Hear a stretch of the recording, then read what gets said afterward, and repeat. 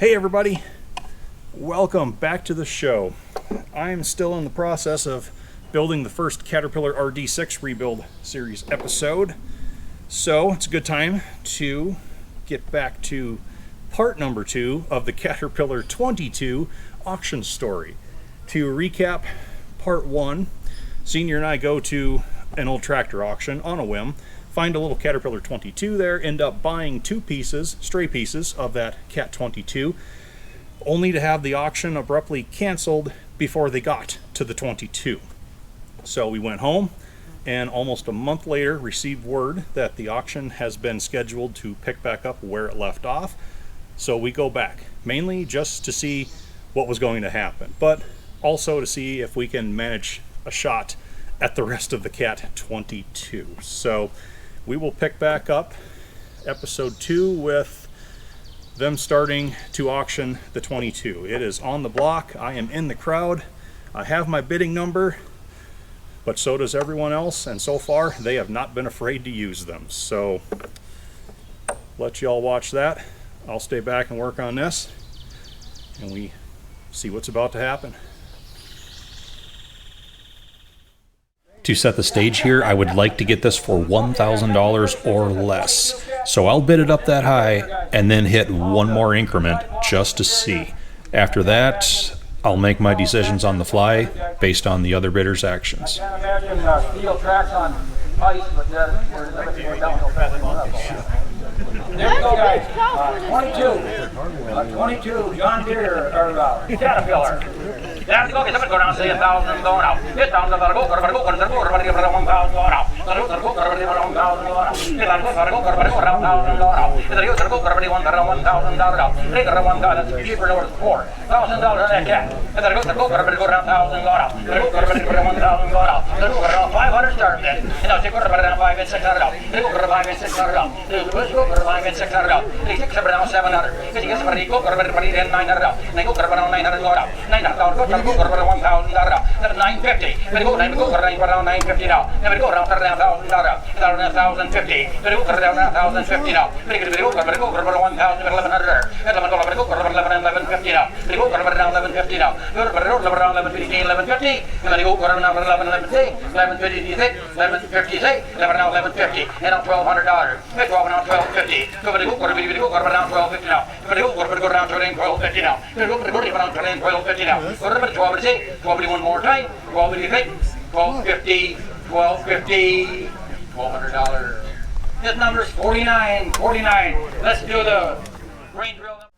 Well, I bought the 22, didn't need it, but this is the V plow that sold with it, and it's just like the snow plow for my Cat 10, way too big. I got a hydraulic cylinder with a cable lift in the front, and I think they drove the 22 into it, and they pinned that crossbar onto the drawbar, and that's what actually pushed the plow.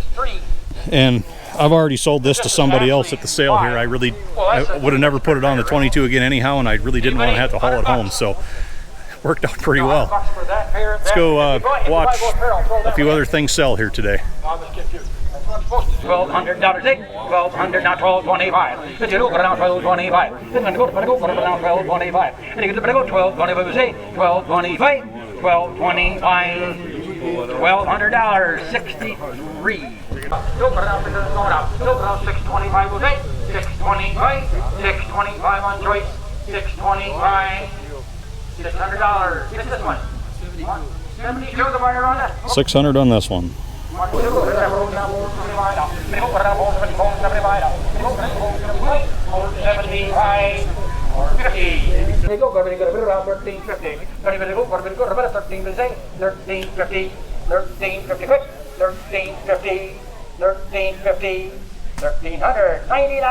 1,050. They go 1,050. They go 1,050. Make a little over 1,050. 1,000 a day. 1,000 a day. 1,050. 1,050. $1,000. They go for the around $650 and $700. They go around $700. They go around $700. $675. Take the over. $675. $675. $675. $600. 50 for the buyer. Well, here we are. This is the old wood cab off that Cat 22. Talked to the owner, said go ahead, take that too. Pretty tough shape, but it does have all the hardware in it. So this is what's left of the roof right here. Yep, that's the All roof. the slats are coming apart. Just we're laying stuff off the side for now. We did salvage one sliding door. There's one sliding Still door. intact. There's the other one here. There is some glass left. Basically interested in the hardware off that. Some bracketry down there. There's the front. Got all the window hardware and stuff. Tilt out at the front. Yep, all the tilt stuff. Steel hinges. that goes around the dash or the hood. Yep, there we go. There's the front of it. Even had an old mirror in there. It's kind of a neat piece of equipment there. Here's another piece with some window hardware on. Yep, There's the handle, both of the knobs. And that's off the back window there. That would have been the back, yep. Kind of just breaking stuff apart here so we can get it into pickup. There we Trying go. to fold as gently as possible, but the wood's gone. There's nothing left of this wood to save. Yep. And I have the factory blueprint to this cab at home. I know exactly how to put one together.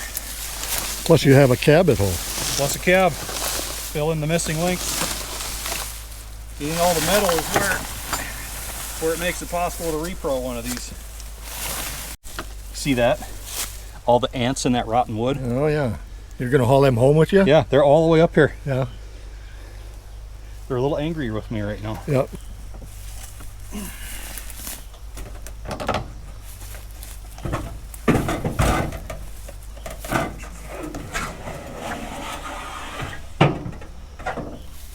I'd probably give him a hand lifting stuff, but 3 days ago I just had cataract surgery, so they got me limited 20 pounds. Yeah, point the camera around to you. He's got his real nice dark smoke shades. Oh, you don't have them on you at the time. No, not yet. But I did have him take one lens out, so I could at least see a little bit. Okay, that's where it used to live. Now, we've condensed it down. It's pretty much all flat, so we can still roll the cover back. Nothing will blow out. Ready for the trip on home. Well, here we are the next day. Our purchase here is already loaded. We got an early start because it's a hot one today. Yeah. It's 10 minutes to 10 right now, and it's 85 degrees already. We'll do it this way. How hot is it? Squatch got a white t-shirt dirty. That's how hot it is today. Yeah, there you go.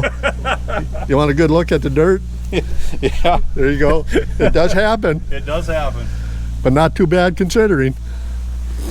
Kind of getting the loose particles off of her from setting. I got to look around. I think the exhaust stack should come off. Yeah. We're taking care of all the loose parts so we don't lose anything. Yeah, there we go. Bolt it down. That's good. Radiator cap's good. Gas cap's good. Some boards in the seat we should take care of. Don't need that flying off into somebody's windshield. Rest of that all looks pretty good. That foot plate was loose. I got a couple bolts for that cover too. Okay. Otherwise, we're in gear. We're chained down. Ramp's taken care of. Everything, winch put away. Batteries all rehooked for the brakes, breakaways. Got her in first gear. Locked in first gear, yep. Yeah, we're looking pretty good, about ready to take off here.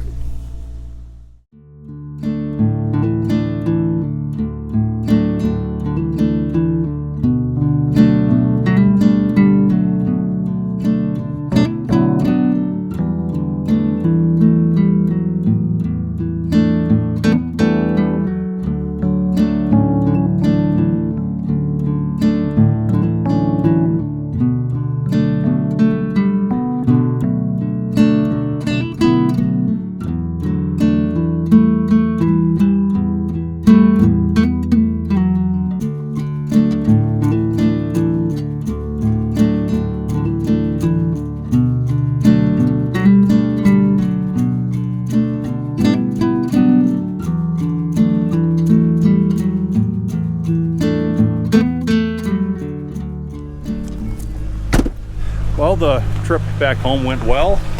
Senior is positioning the Kubota to pull the 22 off the trailer. This piece of plywood is going to be my deluxe seat. There's still some nesting going on in the bottom of the seat box. So here, we'll do,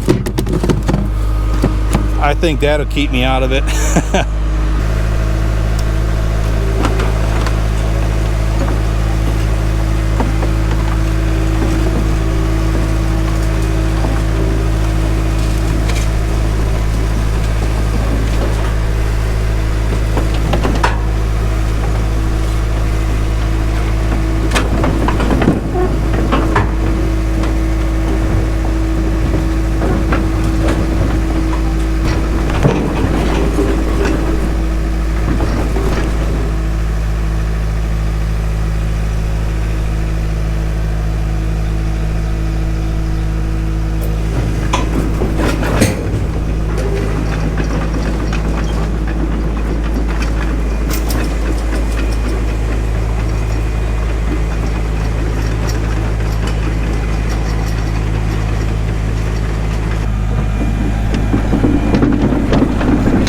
We're just out on a drive with this now, exercising steering clutches and the tracks. It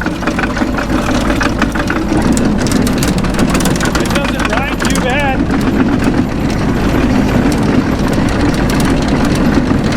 Holding some pressure on the brakes, clean those up a little bit.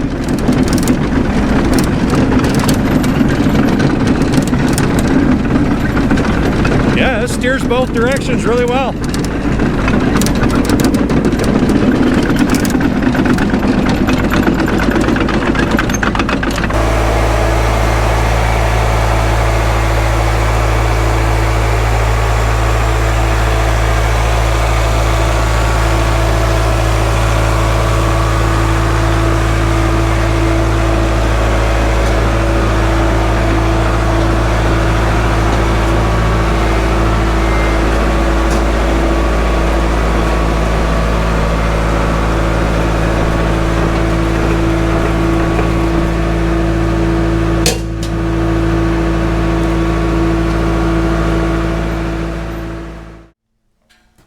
So here we are. I did it again, another project that I have no idea when I'm going to get to, but just the factory options alone on this was worth what I paid for it. Like I said before, the front tow hook, why that wasn't standard equipment on all Caterpillars of this era, I don't know, because that is so handy. The factory generator with the built-in regulator, the fact that the big, beautiful, original Eisman CM4 magneto is still on it, the louvered plug cover, which is usually always gone, this very interesting aftermarket oil filter, which I have seen on a few other of these tractors, the factory option rear starting crank attachment with the original handle still with it. It's got, yeah, right there, the Caterpillar part number. They actually hand stamped it. You see that? But it's all there. Right, correct, proper. Fact that we got the air cleaner with that original mushroom top, hard to find, undamaged, still has the original cast steel clamp, which is always gone. We scored the original carburetor and elbow for the intake. We can undo all of that temporary stuff. The wood cab, wood grows on trees, metal doesn't. We have all of the metal for that wood cab. Combine that with the factory blueprint that I have for this Cat 22 cab. We can make something of this, really. Other standard equipment that is still with the machine, surprisingly, look at how much of that leather mainspring cover is still intact. Would go down on the track frame down there, protect the end of that leaf spring from dirt. Plenty there for a pattern. Make a new one. As stated before, track tin, present and in good shape. Engine side panels, same way. The only other equipment this tractor may have had would have been louvered engine side panels. That would have been in keeping with the cold weather package of the cab and whatnot. They would have hung on to these hood edges here and then would have latched into the round hole in the side panel for the engine right there, that other one there, same on the other side. But you usually never find those, so not that big of a deal. So the main detractor with this machine, not the fact that it doesn't run, engines don't bother me, gear trains don't bother me, tracks. Everything here wear-wise, for the most part, is in excellent condition. Fat rails, nice and tall. Links are excellent. Sprockets look like brand new. Idler, same. Track rollers on the bottom, from what I can tell, excellent condition. We do have a lot of pin and bushing wear. Those idlers are pushed way out on those frames. But that doesn't bother me so much because the track pin press that I built for 5J1113 D2 old Swamp Angel, that is the same 6 1/8 inch track pitch as these Cat 22 chains. The dimensions are the same.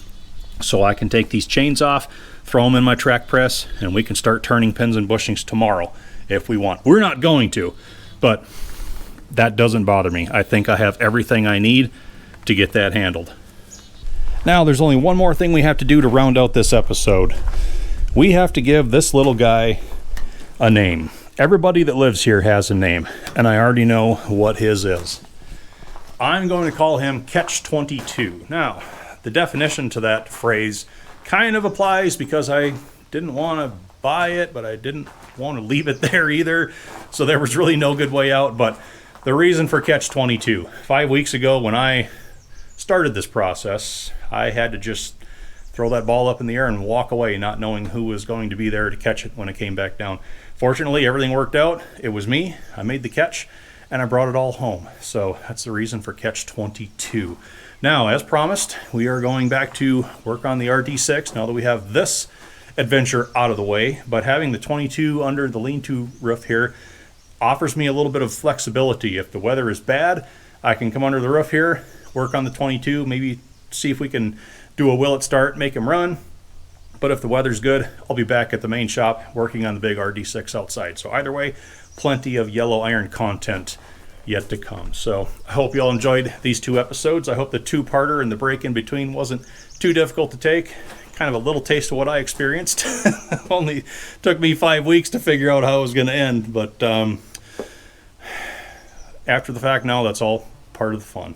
Adds to the stories. So speaking of stories, I hope to see you all back for the next one. Thanks again, everybody.